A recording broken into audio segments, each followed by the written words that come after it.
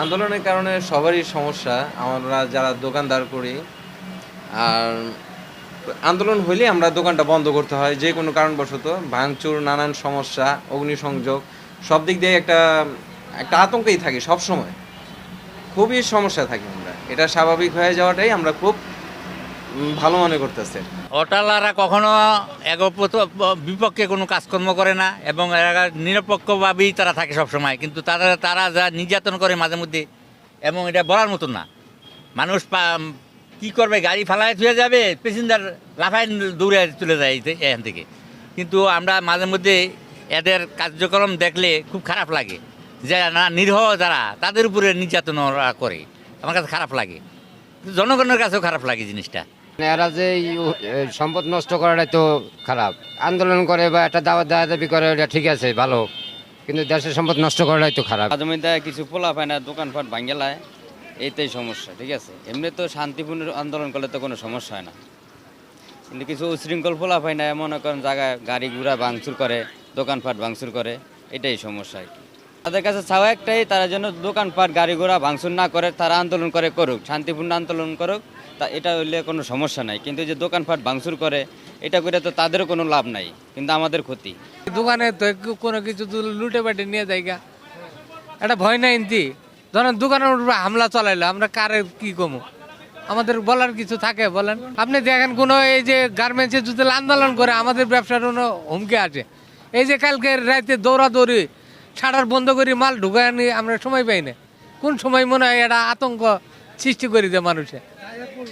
আয় বললো লাঠি ঠেঙ্গা নিয়ে আসে ওরা, ওদের সাথে আমরা পারবো বলেন? বাড়ি উঠাইলো দে, আমাদের গায়ের শরীরে বাড়ি দিল, দোকানের মধ্যে মালামাল লুট করে নিয়ে গেল গা, আমাদের কি করার আছে বলেন? তারা তাদের যেখানে ফ্যাক্টরি ওখানে করুক, সমস্যা যা করার। এদিকে আসা তো রাস্তাঘাটে ভাঙচুর করা বা এবারে দরকার নাই তো। যে ফ্যাক্টরি চাকরি করে ওই ফ্যাক্টরিতে ওখানে মালিকের সাথে কথা বলে ওখানে করুক। এরকম কিছুদিন পর যদি হয় হালকা পাতলা তো সমস্যা হবে বাজারে। আমাদের সবার কাছে তো একটু ঝামেলা হয়, হঠাৎ করে আসে, আতঙ্কের মধ্যে থাকতে হয়। ব্যবসা বাণিজ্য তো সমস্যা সবারই। এটা তো অবশ্যই যারা যেই ফ্যাক্টরির সমস্যা, ওটা ফ্যাক্টরি অফিসিয়ালভাবে তারা এটা সমস্যা সমাধান করুক, যাতে ফ্যাক্টরির ভিতরে হয়, যাতে রোডের বা কোনো দোকানদার ব্যবসা বাণিজ্য যাতে ক্ষতি না হয়।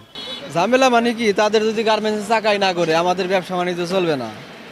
তাদের গার্মেন্টসের যে কর্মটা যদি তাদের খোলা থাকে, সব জায়গায় সব ব্যবসা বাণিজ্য এবং মানুষের সব দিক দিয়েই ভালো হয়, বুঝছেন? বর্তমান যে পরিস্থিতি হইতেছে, আমি চাই সব সমাধান হোক, দেশের পরিস্থিতি ভালো হোক, স্বাভাবিক হোক, সবাই ভালো থাকুক, এটাই কামনা করি। আমাদের ঝামেলা হয় যখন এই যে রাস্তাঘাট যে বন্ধ করে শ্রমিকরা ধর্মঘট করে বন্ধ করে দেয়। এই বন্ধ করে দিলে পরে আমাদের অনেক দূর দূরান্ত থেকে যে লোকজন আসে, প্যাসেঞ্জার আসে, তাদের অনেক অসুবিধা হয়। যেমন মনে করেন আমি বাসা থেকে রওনা দিছি, যে আইডিয়া করছি যে আমি জোহরের নামাজটা জিরানি যাই পড়বো বা সাভার যাই পড়বো, কিন্তু দেখা যায় আমি এখানে আন্দোলন করে আবার রাস্তা থামাই দিছে, বন্ধ করে দিছে, এখন আমি যেতে পারতেছি না। এখন আমার নামাজ তো দূরের কথা, আমার সাথে যে মালামাল আছে, এই মালামাল নিয়ে আমি কিভাবে আমি সেই সাভার যাব?